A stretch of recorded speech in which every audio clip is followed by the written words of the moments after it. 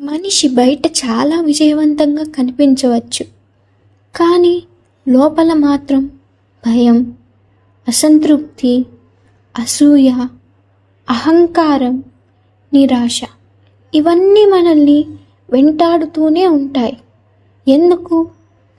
ఎందుకంటే మనం శరీరాన్ని మనమే అని భావిస్తున్నాం. కానీ గీత చెబుతుంది, నీవు శరీరం కాదు, నీవు ఆత్మవు. ఈ సత్యం అర్థమయ్యే వరకు మన జీవితం పోరాటమే. భగవంతుడు అంటే ఎవరు? గీత ప్రకారం భగవంతుడు అంటే సృష్టికి కారణమైన శక్తి, అన్ని జీవుల హృదయంలో నివసించే చైతన్యం. కేవలం ఆలయంలో మాత్రమే ఉండే వ్యక్తి కాదు. భగవంతుడు మనకు బయట కాదు, మన లోపలే ఉన్నాడు. కానీ మన అహంకారం, కోరికలు, కోపం ఇవన్నీ ఆ భగవంతుడిని కప్పిపెడుతున్నాయి.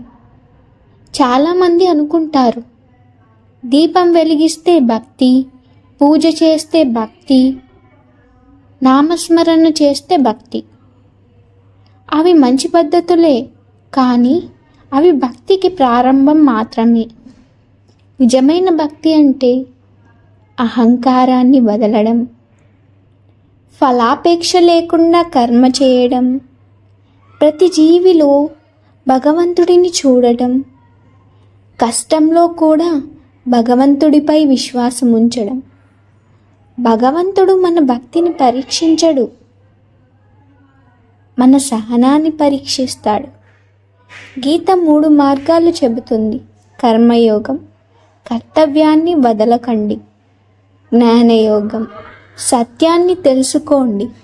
భక్తి యోగం, అహంకారాన్ని విడిచిపెట్టండి. ఈ 3 కలిసినప్పుడే జీవితం పరిపూర్ణమవుతుంది. కేవలం జ్ఞానం ఉంటే గర్వం పెరుగుతుంది, కేవలం కర్మ ఉంటే బంధనం పెరుగుతుంది, కేవలం భక్తి ఉంటే భావోద్వేగం పెరుగుతుంది. 3 కలిస్తేనే మోక్ష మార్గం. మనకు వచ్చే సమస్యలు అపజయం, ద్రోహం, అనారోగ్యం, నష్టం ఇవన్నీ శాపం కాదు, అవి ఆత్మను మేల్కొలిపే సాధనాలు. గీత చెబుతుంది, సుఖదుఖాలు సమానంగా స్వీకరించేవాడు స్థిరప్రజ్ఞుడు. ప్రతి సమస్య మనల్ని లోపల బలంగా మార్చడానికి వస్తుంది.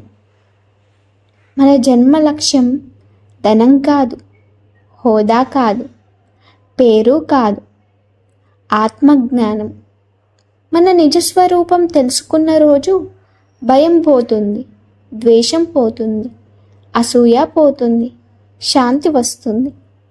అదే నిజమైన విజయం. ప్రియమైన వారందరికీ నా చివరి మాట, భగవంతుడు మీ జీవితాన్ని మార్చాలంటే ముందుగా మీరు మీ దృష్టిని మార్చాలి. బయట వెతకడం ఆపండి, లోపల చూడటం మొదలు పెట్టండి. భగవంతుడు దూరంగా లేడు, నీవు దగ్గరగా చూడటం మానేశావు. జయ శ్రీకృష్ణ. ఇలాంటి ఎన్నో ఆధ్యాత్మిక విషయాల కోసం మన ఛానల్ను సబ్స్క్రైబ్ చేసుకోండి. నచ్చితేనే ఈ వీడియోని లైక్ చేయండి.